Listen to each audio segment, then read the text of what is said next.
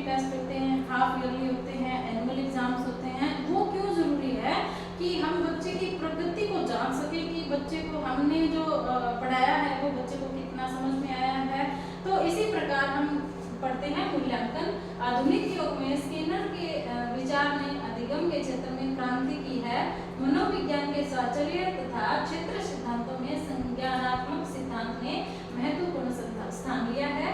Skinner ने अधिगम के स्तरीय अनुबंधन में इन पक्षों पर विशेष बल दिया है। अब स्किनर ने कौन कौन से पक्षों पर बल दिया है वो हम देखते हैं। सबसे पहला है क्षमता, कैपेसिटी। अब क्षमता के मानदंड बदल अनुभवाश्रित कर स्किनर ने नए ढंग से सोचने को विवश किया है। नियमबद्धता से क्षमता का घनिष्ठ संबंध है और स्किनर ने इसी आधार पर व्यक्तित्व के परीक्षणों का विरोध किया है।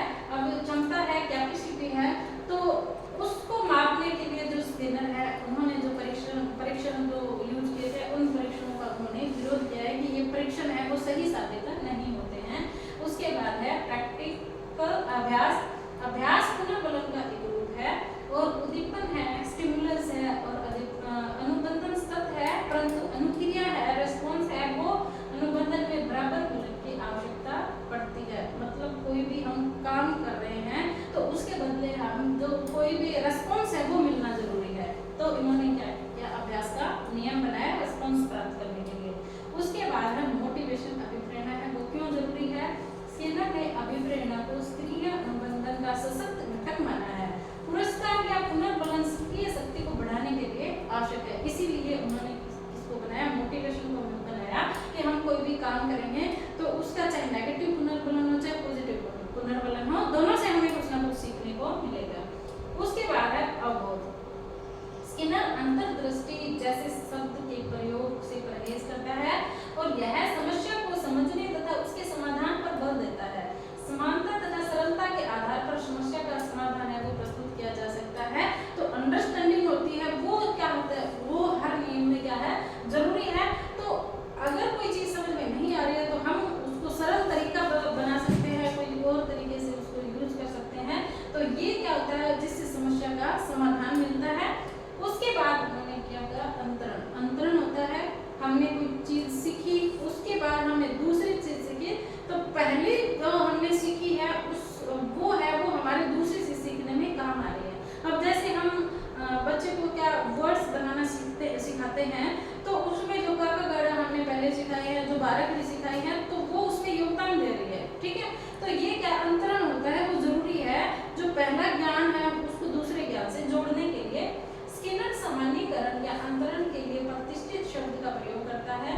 अंतरण में लिखे हुए ज्ञान का अन्य परिस्थिति में जो प्रयोग किया जाता है उस प्रतिष्ठित में वही भाव है। स्किनर ने विचारों की आलोचना भी कम नहीं हुई है। आलोचना के मुद्दे इस प्रकार हैं, जैसे मैंने आपको शुरू में ही बताया था, जो स्किनर के जो रूल्स थे उनकी आलोचना भी की गई। तो उनपे क्या आलोचना की गई, पहला है स्किनर अनुबंधन सीमित नहीं है, यह एसआर सिद्धांत का ही विकसित रूप है। एसआर सिद्धांत था स्टिमुलस रिस्पांस थ्योरी थी जो मैंने आपको पहले पढ़ाई थी।